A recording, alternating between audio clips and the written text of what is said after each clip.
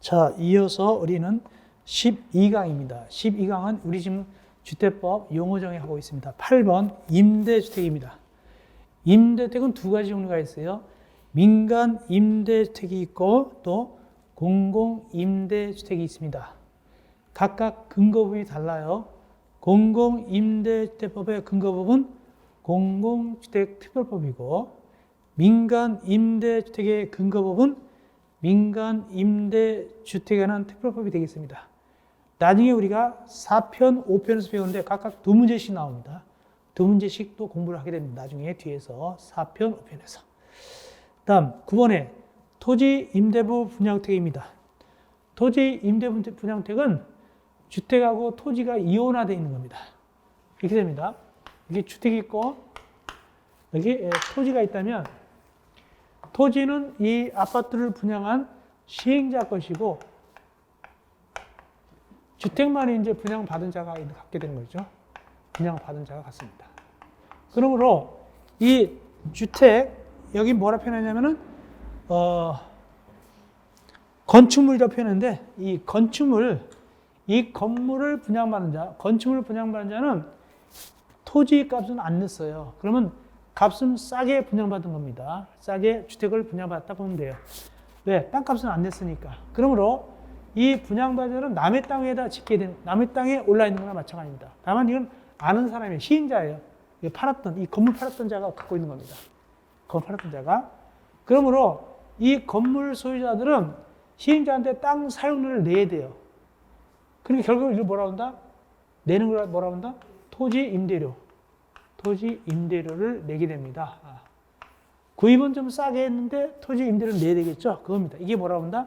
토지 임대부 분양주택이고 뒤에서 나중에 배우는데 시험지에 아주 잘 나옵니다. 찍었었는데 올해도 2021년도 나왔고 계속적으로 잘 나오고 있습니다. 토지 임대부 분양주택 아주 중요하죠. 뒤에서 또 따로 배우게 됩니다. 일단 여기서는 그 정도 하시면 되겠습니다. 자, 토지와 건축물이 이원화되어 있다. 건축물은 분양받자, 토지는 시행자가 갖고 있는 것이다. 그러므로 분양받자는 토지 사용료, 임대료를 내야 된다. 그 뜻이 되겠습니다. 넘어갑시다. 사업주체. 사업주체는 꼭 두 가지 생각해야 돼요. 우리가 건축법상은 뭐라고 부르냐면 건축주라고 부르죠. 건축법상은 건축주인데 여기는 사업주체라고 부릅니다. 사업주체. 그런데 사업주체는 꼭 둘을 생각해야 됩니다. 즉 주택을 건설하는 자만 생각하는 것이 아니라 이를 건설하기 위해서 대지를 조성하는 자도 사업주입니다. 그래서 주택을 건설하는 자, 대지를 조성하는 자 둘 다 사업주입니다. 근데 승인을 받아야 돼요. 승인 받습니다. 주택건설학회 승인, 대지 조성사학회 승인을 받는데 이자가 바로 사업주체가 됩니다. 자, 구체적으로 누구냐? 국가, 지방자치단체, 한국도시주택공사, 지방공사, 공공기관, 내 친구. 소위 우리가 이 1번, 2번을 내 친구라고 합니다. 내 친구. 내 친구도 사업체고. 3번에 이게 일반 사업자, 일반 건설회사입니다. 등록한 주택건설 사업자 또는 대지종 사업자. 얘는 등록해야 돼요. 등록해야 됩니다. 보통 건설회사입니다. 그 다음에 네 번째, 그 밖에는 여러 가지가 있습니다. 뭐 조합도 있고, 주택조합도 있고, 고용자란 것도 있고, 등등 여러 가지가 있게 되겠습니다. 그건 나중에 보면 됩니다. 다음, 11번, 주택조합. 주택조합은 세 가지가 있습니다.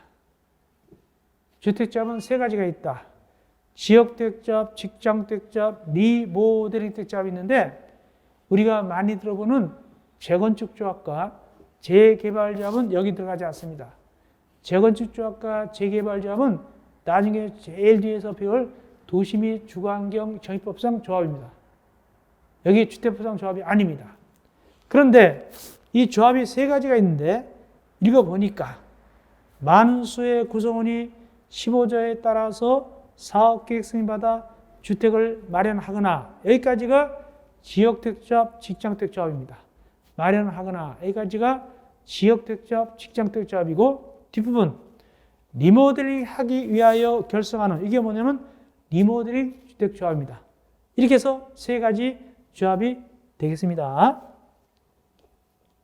봅시다. 지역주택조합은 바운더리로 나눠놨습니다. 지역마다 나눠놨습니다. 옛날에는 이거보다 훨씬 더 상세하게 나눠져 있었거든요. 조그맣게 쪼개져 있었는데 지금은 교통이 발전했기 때문에 서울, 경기, 인천을 한꺼번에 묶어버렸어요, 이제는. 막말로 서울에 사는 사람이 인천에 있는 지역택자번도 될 수 있다는 뜻입니다. 그런 식으로 했는데, 다만 9번 제주도는 어쩔 수 없어요. 워낙 떨어져 있으니까 제주도만 따로 띄워트라는 거죠. 그래서 제주 특별자치도 이렇게 되어 있죠. 그다음 직장주택. 직장택은 같은 직장입니다. 아까 지역은 같은 지역이었죠. 직장택은 같은 직장의 근로자들이 주택을 마련하기 위해서 만든 조합이 직장택 조합인데, 마지막 리모델링 택조합. 리모델링 택조합은 주의할 게 있어요. 리모델링은 고치는 거잖아요, 그죠? 고칠 때 두 가지 고치는데 증축도 하고 대손도 합니다. 이렇게 주택법상 리모델링은 중축, 대손과 중축하게 되는데, 이때 고칠 때 만약에 여기 단독택이 있습니다. 단독택이 있다. 단독택 A 소유자가 단독택을 고치고자 합니다. B한테 가가지고, 여기 B 소유자예요. 가가지고 우리 조합 만듭시다. 그럴 필요가 있을까요? 없을까요? 그럴 필요 없죠. 자기만 고치면 되는 거잖아요, 그냥. 끝나는 거예요. 그러므로 단독택은 리모델링 주택조합이 없어요. 근데 여기 보니까 뭔만 나옵니까? 공동택 나와요, 공동택. 그래서 공동택만 리모델링 주택조합인데, 쉽게 해서 아파트 같은 거. 아파트 같은 것이 리모델링 주택조합인데, 이때 공동택은 리모델링 하려면 주택이 있어야 고치죠. 우리가 미장원에 머리를 하러 간다. 꼭 미장원이라면 또 안 되겠네. 하여튼간에 머리 하는 곳에 머리하러 간다 봅시다. 그럼 머리카락이 있어야 뭐 지지든 볶든 깎을 거 아닙니까? 그러니까 여기 리모델링 하려면 주택이 있어야 고칠 거 아닙니까? 그러므로 거기에 뭐가 꼭 들어가냐? 공동택의 뭐? 소유자 하더라고요. 공동택의 소유자 이 말이 들어가야 됩니다. 있어야 고치니까. 그래가지고 그걸 리모델링 하기 위해서 만든 조합이 바로 리모델링 주택 조합이다. 여기까지. 다음 12번 주택단지. 주택단지는 우리 두 번인가 나왔어요. 두 번인가 나왔고 주택단지. 그리고 2020년대 중개사 시험에 또 나왔어요. 주택단지 여기 또 나왔어요. 나올 게 또 나왔어요. 21년도에 공인중개사 시험에 여기 또 나왔어요. 주택단지 또 나왔습니다. 그러니까 뭐가 나왔냐면 설명드릴게요. 나올 만한 게 나왔어요. 그렇게 어려운 건 아닙니다.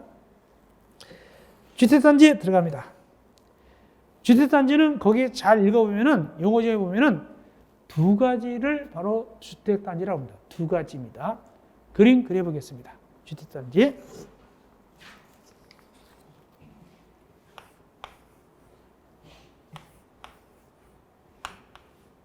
여기 아파트가 있고, 여기 관리사무실이 있고, 놀이터 있고, 상가 있고, 이건 당연히 주택단지가 되겠죠.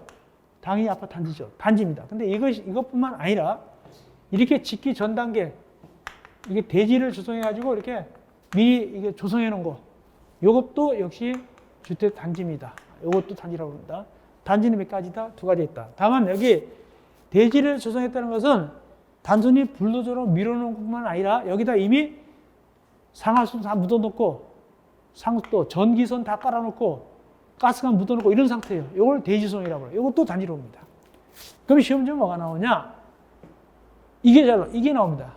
이번에 중개사도 2020년도 중개사 여기 나왔지만 이겁니다. 이게 중간에 이렇게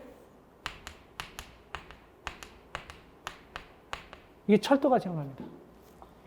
이렇게 철도가 지나가면 이 부분하고 이 부분은 한 개 단지로 한다는 별개 단지로 해야 된다. 자, 아침마다 기차가 여기 지나갑니다. 얼마나 낭만적이에요. 단지 안으로. 그러나 애기들이 지나가다 칠 수도 있잖아요. 그렇기 때문에 A하고 B는 한 개 단지라면 안 된다는 뜻입니다. 원칙적으로. 그래서 별개 단지다. 거기 별개가 뭐예요? 별개 단지. 저기 어디 별내면인가 있죠? 별내면. 그게 아니라 별개단지다. 각각 별개단지다. 그럼 시험 좀 뭐 나오냐면 이게 나오는 거예요. 박스 안에. 첫째, 철도, 고속도로, 자동차, 전원도로가 지나갔다. 별개단지가 되겠죠? 네, 2번. 폭 몇 미터? 20m 이상 일반도로. 20 정도가 우리 주관식 나왔고, 우리 주택가에서. 그 다음 넘어오면 몇 미터 이상 도시기준도로 8m, 8. 그거 28. 이렇게 적은 거 있죠? 요걸 냈단 말이죠. 주택가에서는. 근데 중개사는 어떻게 나왔냐면 최근에 중개사는 주관식이 없어요. 어떻게 나왔냐면은 일반 도로가 18m 도로가 간다. 18m짜리 도로다. 별개단지다. 아니다. 별개단지가 아니게 되겠죠. 이런 식으로 이제 숫자 넣어가지고 냈어요. 이런 식으로. 또 도시계획 예정도로가 10m짜리 도로가 있다. 어떻게 해야 될까요? 별개단지를 해야 되겠죠. 그렇죠? 이런 식으로 냈습니다. 이번에 공인중개사 시험에서. 자, 여기 가장 중요한 거예요. 항상 이거 중요하게 얘기했습니다. 나머지는 복잡해야 되는데 그건 보시면 되겠고 그냥. 이어서 170, 그 다음에 이어서 13번 부대이설 중요하죠. 우리 12월 3일자 복습 문제도 들어있지만은 부대이설, 봉이설 잘 나와요. 우리 최근에도 많이 나왔어요. 부대이설, 봉이설. 실무에서도 나와서 실무에서도 잘 나와 이거. 항상 잘 나온다. 꼭 아셔야 된다. 자, 13번 뭐가 등장합니까? 부대시설. 14번 뭐가 등장합니까? 넘어가면은 복리시설.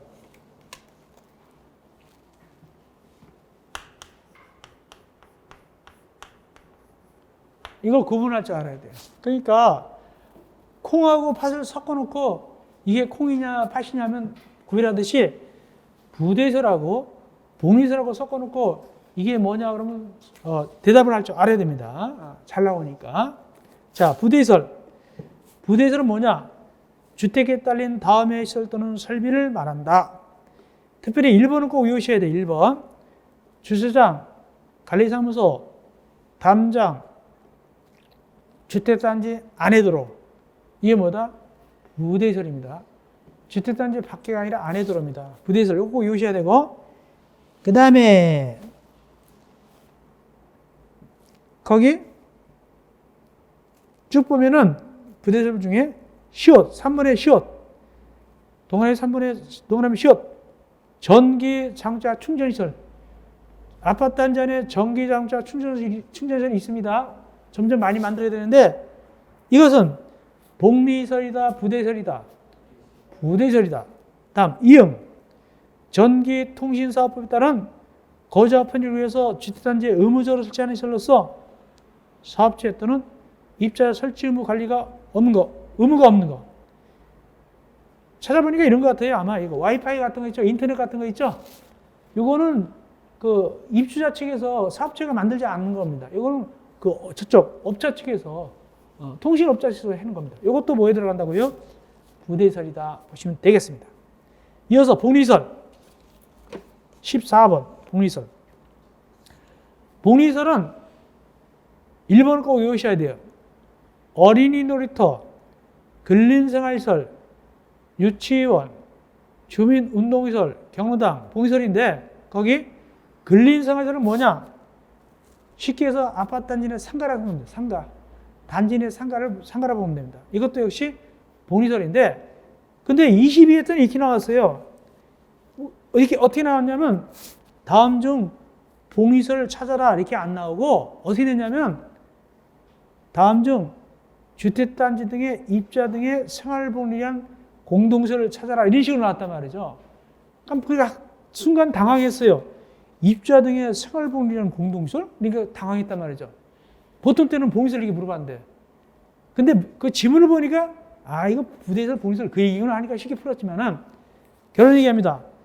복리설의 용어 정의는 단지의 입자 등의 생활복리를 위해서 하는 공동시설이고 이것이 복리설이다. 종류에서 1번은 꼭 외우셔야 됩니다. 어린이터, 근린생활시설, 유치원, 주민운동시설, 경로당. 그 다음에 또 이제 그 쭉 나오는데 그 중에서 거기 지읒, 또 그다음에 2번에 지읒 보면 뭐가 등장하냐면 지식산업센터. 지식산업센터. 이 지식산업센터는 옛날에는 아파트형 공장 그랬어요. 아파트형 공장. 옛날에 아파트형 공장 분양 이런 거 프린카드 있었잖아요. 그죠? 아파트형 공장을 지금 뭐라고 한다? 지식산업센터라고. 지식산업센터라고 그래요. 그 다음에 사회복지관. 사회복지관 들어가는 아파트는 주로 이제, 장애인들이 많이 사시는 분들이라든가, 저소득 주민이 사는 곳에 사회복지관 들어가요. 특별히 그 공동작업장 있죠? 기업, 공동작업장. 어느 지역이라 특정시키진 않겠지만, 이 근처에요. 제가 갔다 온 적이 있는데, 거기는, 장애인분이 많이 계시더라고요. 그러니까, 아파트 안에 공장이 있는 거예요. 공동작업장이라는 게 일종의 공장 비슷한 겁니다. 그래서 이 장애인 되신 분들이 멀리 못 다니까 아파트에서 이 휠체어 타고 엘리베이터 타고 내려와서 밀고 가서 바로 그 옆에 그 공동 작업장이 있어요. 거기서 일하고 이제 돈을 좀 이렇게 받게 되겠죠. 이렇게 생활하라고 이런 제도, 이런 공동 작업장이 있어요. 있습니다. 그러므로 막말로 강남에 있는 아파트에 공동 작업장 들어갈까요? 안 들어갈까요? 안 들어갑니다. 들어오지 말라고 그러겠지만 그런 식으로 된 겁니다. 다음 15번 기반시설. 기반시설은 국토부에서 말하는 기반시설인데 뭐 공원, 주차장 등등 여러 가지가 있습니다. 이게 기반시설이고, 다음 기간시설. 기간시설하고 16번 기간시설, 17번 간선시설. 이건 세트로 아셔야 돼요. 16번 기간시설, 17번 간선시설은 세트로 아셔야 된다.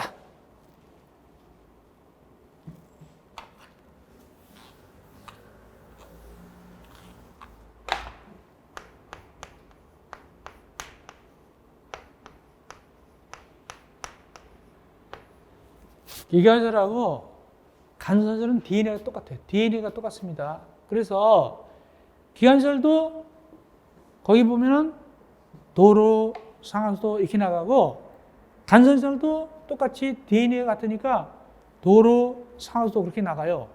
그럼 어떻게 다르냐? 위치에 따라 달라져요. 위치에 따라. 그래서 같은 도로, 상하수인데 도로, 상하수도가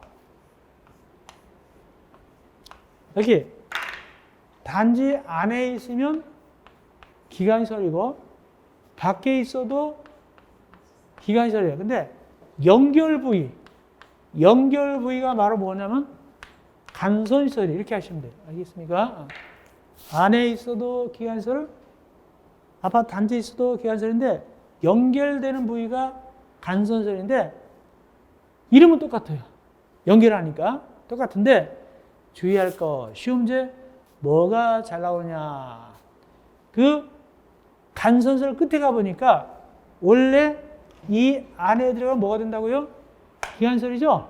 근데 안에 들어가도 간선시설로 봐주는 놈이 있어요. 이게 잘 나와요. 누구냐? 끝에 봅시다. 누굽니까? 다만 나오죠. 가스시설, 통신시설, 지역 난방시설의 경우는 단지 안에 기간시설을 포함한다. 이게 간선시설 될 수도 있다. 안에 있어도. 이것을 많이 나왔습니다. 넘어갑시다. 이어서 공구.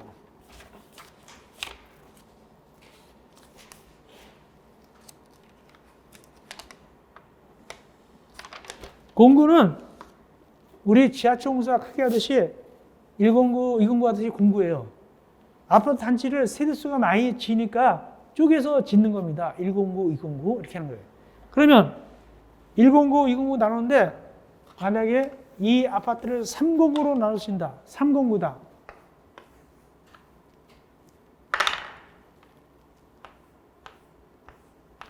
(1공구) (2공구) (3공구로) 나눠서 지른다 치면은 이 공구별로 착공도 따로 할 수 있고 완료되면 사용공사 따로 할 수 있어요.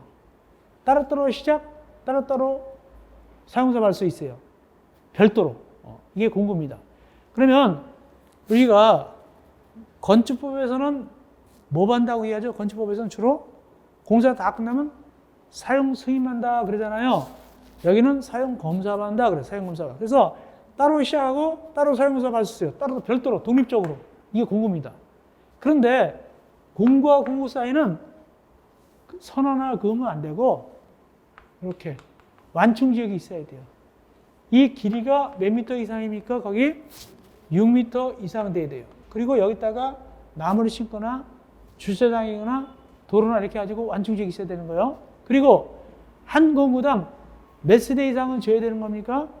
너무 조금은 안 되고 300세대 이상 지어야 되겠죠? 한 공구당.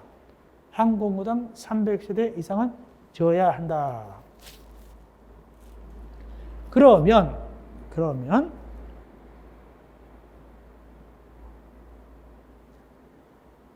300세대당 짓게 되는데 이럴 경우에 있어서 공구의 전제가 되는 단지는 공구를 할 수 있는 단지는 최소한 몇 세대 이상 지을 때 공구로 쪼갤 수 있을까요? 최소한 몇 세대 이상? 최소한 몇 세대 이상 있어야 공구로 나눌 수 있을까요? 지을 때 600세대죠. 600세대. 600세대 이상일 때.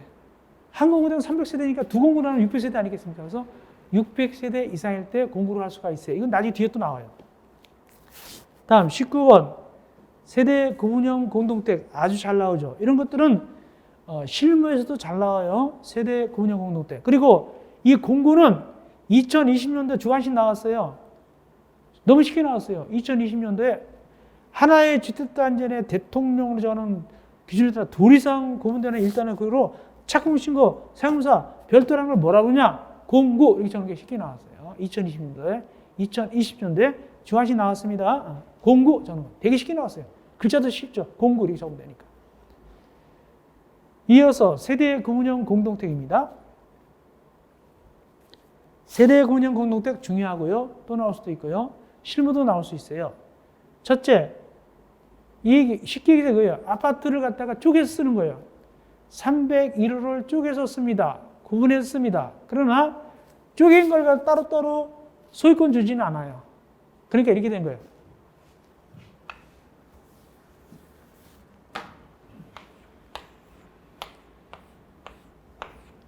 자, 여기 이 아파트, 여기가 말이야, 여기가 701호다. 그러면 여기를 갖다가 이렇게 쪼개서 쓸 수가 있어요. 이렇게 쪼개서. 몇 집이 쓰죠? 세 집이 쓰죠? 세 세대가 쓸 수 있어요. 구분 세대. 그런데 그렇다고 해서 여기 소유권 주고 여기 소유권 주고 여기 소유권 준다? 그게 아니라 전체 한 소유권밖에 안 돼요. 그래서 가장 큰 특징은 세대별로 나누어서 쓸 수 있어요. 세대별로 구분해서 생활이 가능하지만 그 구분된 공간 일부를 구분 소유할 수 있다 없다? 없다. 법적으로 소유권을 나눌 수는 없어요. 없다는 게 핵심이에요. 그러면 이렇게 쪼개서 쓸 수 있는 경우는 예를 이런 거죠. 뭐 만약에 예를 들어서 이렇게 사위하고 딸이 사업을 망해서 들어왔단 말이죠. 쪼개가지고 이렇게 하는 거예요. 그래서 그냥 쓰는 것이 아니라 이게 쪼개놔야 돼. 그래서 부엌 같은 거 화장실 따로따로 있어야 돼요. 그런 겁니다. 그냥 같이 쓰는 게 아니라. 이게 세대 구분형이에요. 그런데 이 세대 구분형이 되는 과정은 두 가지가 있어요. 세대 구분형 공동택이 되는 과정 몇 가지가 있다? 두 가지가 있다. 박스 안에. 첫째 1번. 그 다음 넘어가면 2번 이렇게 나가요. 1번은 뭐냐? 1번은, 죄송합니다. 1번에 동그라미 1번. 동그라미 1번 한 가지 있고, 동그라미 2번 한 가지가 있어요. 두 가지인데, 동그라미 1번 있고, 동그라미 2번이 각각 두 가지인데, 각각 한 가지씩 두 가지인데, 동그라미 1번은 아예 처음부터 세대 구분형을 섞어서 짓는 거예요. 처음부터 짓는 거예요. 아니, 조직적으로. 이런 의도를 갖고. 그렇게 하는데, 그걸 뭐라 표현하냐면, 사업계획 승인받아 건설한다. 처음 짓는 얘기죠. 처음 지을 때 세대 구분형을 섞어서 짓는 거예요. 그때는 어떻게 짓냐? 처음 짓는 거니까. 기억! 세대별로 쪼개지는 공간마다 별도 욕실, 부엌, 현관 따로따로 지을 수 있어요. 쪼개지는 부분마다 욕실, 부엌, 현관까지도 따로 만들 수 있어요. 현관까지도. 두 번째, 언제든지 다시 합할 수 있도록 세대 간의 연결문 또는 경량구조 경계벽을 설치한다. 벽을 얇게 해가지고 부실 수 있어야 돼요. 또는 거기 연결문, 문이 있어야 돼요. 합칠 수 있게끔, 언제든지 할 수 있게끔 그렇게 해야 됩니다. 세 번째, 이 세대 구분형은 전체 세대수의 얼마가 넘지 않게 들어가야 된다? 3분의 1을 넘지 않게. 이게 핵심이에요. 이게 핵심. 3분의 1. 너무 많이 이 세대 구분형이 들어가면 그 아파트가 복잡해지잖아요. 엘리베이터도 모자르고 또 차 주차하기도 고르라고 쓰레기도 많이 나올 거 아닙니까? 그래서 3분의 1을 넘지 말아야 돼요. 세대수 계산해서. 만약에 300세대다 그럼 100세대 넘으면 안 돼요. 그런데 네 번째, 면적으로 따져도 그 면적의 3분의 1 넘으면 안 돼요. 원칙적으로. 면적으로 따져도. 평수가 다를 경우 있잖아요. 아파트마다. 면적으로 따져도 전체 면적의 3분의 1을 넘지 않아야 돼요.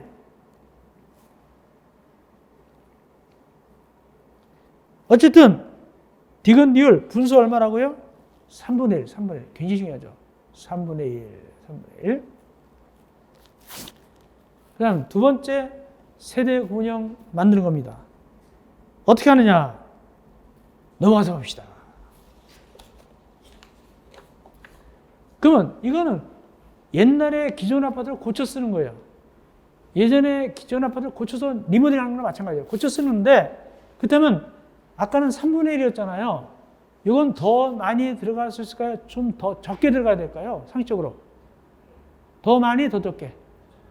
더 적게 들어가야 되겠죠. 그래서 전체, 일단은 1번부터, 기업부터 봅시다. 기업 보니까 앞에 거는 쪼갤 때 2개, 3개 제한이 없는데 여기는 2개로만 쪼갤 수 있어요. 2세대 이하일 거. 2개로만 쪼갤 수 있고, 니은, 욕실 따로 만들고 부엌 따로 만들 수 있는데 현관은 만들 수가 없잖아요. 현관은. 그래서 현관 대신에 구분 출입문만 따로 만드는 거예요. 현관은 못 만들고 구분 출입문을 따로 만드는 거예요. 그렇게 되고 세 번째, 전체는 얼마 넘을 수 없고 10분의 1 넘을 수 없어요. 조금 들어요. 한 동으로만 하면 3분의 1 넘을 수 없고 전체로는 10분의 1, 한 동은 3분의 1 조건을 맞아야 돼요. 한 동은 3분의 1 안 넘는데 전체로는 10분의 2다. 그러면 안 돼요. 결국은 어디에 걸리냐면 10분의 1에 걸리는 거예요. 사실상은. 아까는 3분의 1이었죠? 10분의 1에 걸립니다. 그리고 리을, 구조, 화재, 수방, 피난, 안전 등 관계부문에서 정한 안전 기준을 준수할 거예요. 아파트는 옛날 기준에 의해서 만들어놨잖아요. 그죠? 옛날 기준. 근데 지금 사람 늘어났잖아요. 그 기준을 맞춰야 돼요. 예, 그 정도. 그 다음에 2번은 뭐냐? 2번까지 합시다. 2번은 뭐냐면, 2번은 뭐냐?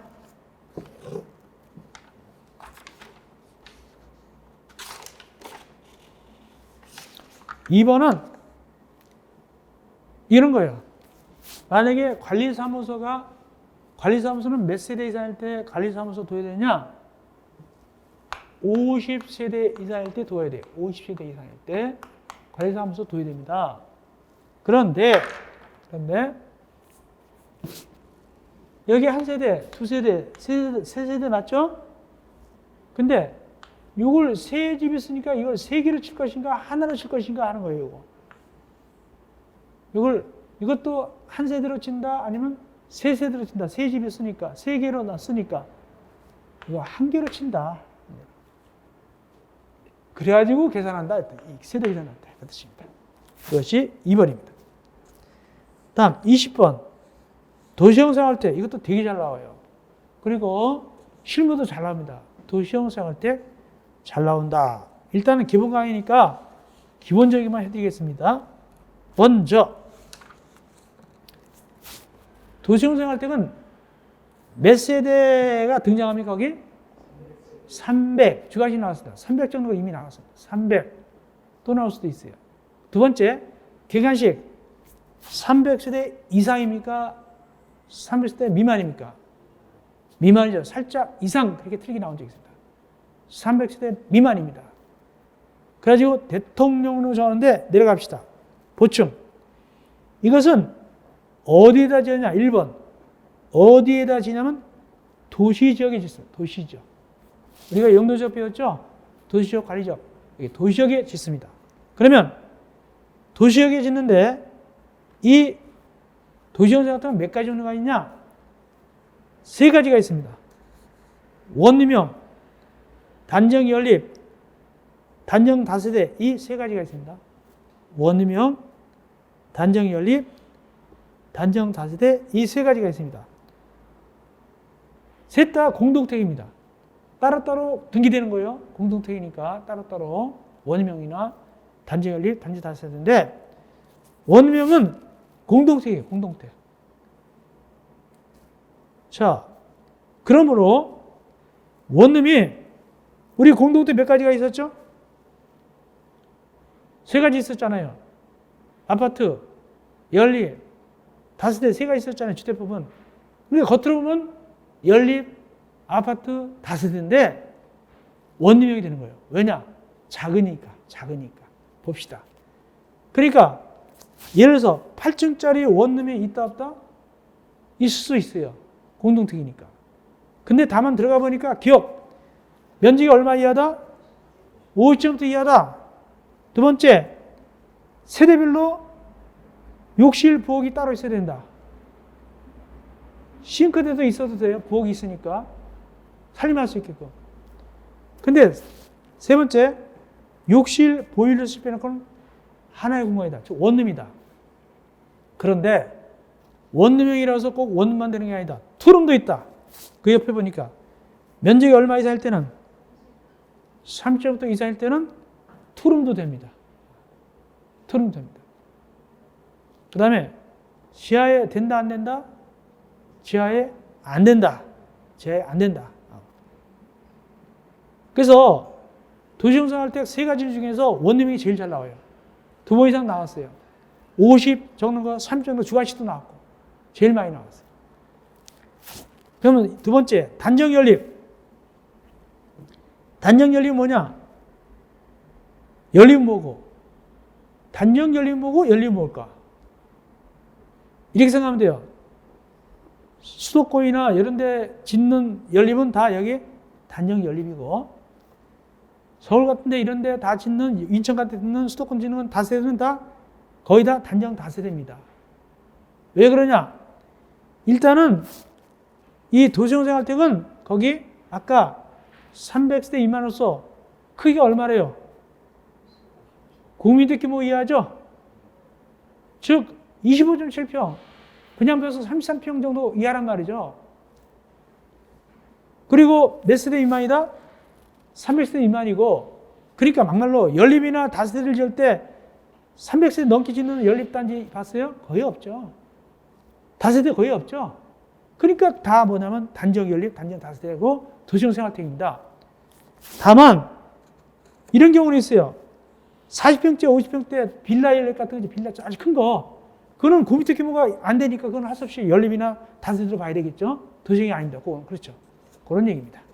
근데 대부분의 연립 다세대는 다 뭐다? 서울에 있는 거 다 뭐다?